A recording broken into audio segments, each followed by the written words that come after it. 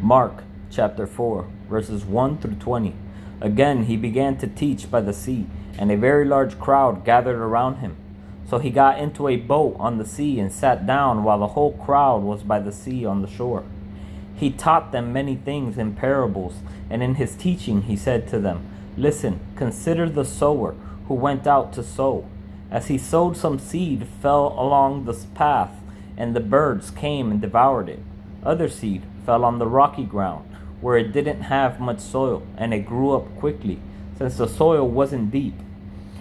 When the sun came up, it was scorched, and since it had no root, it withered away.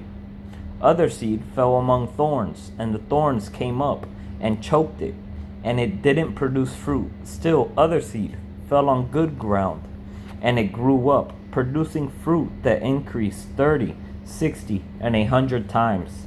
Then he said, Let anyone who has ears to hear listen." When he was alone, those around him with the 12 asked him about the parables.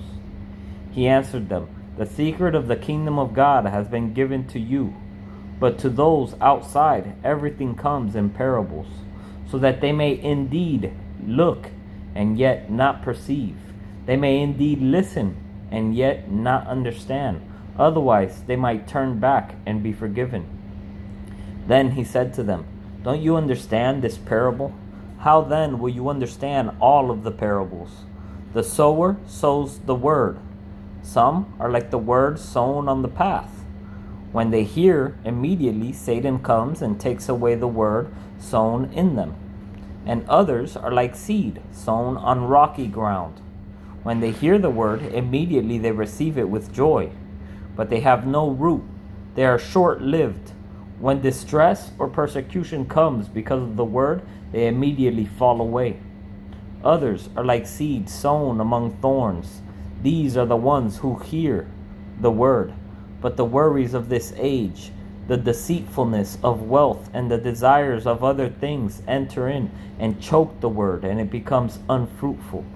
And those, like seed sown on good ground, hear the word, welcome it, and produce fruit, 30, 60, and 100 times what was sown."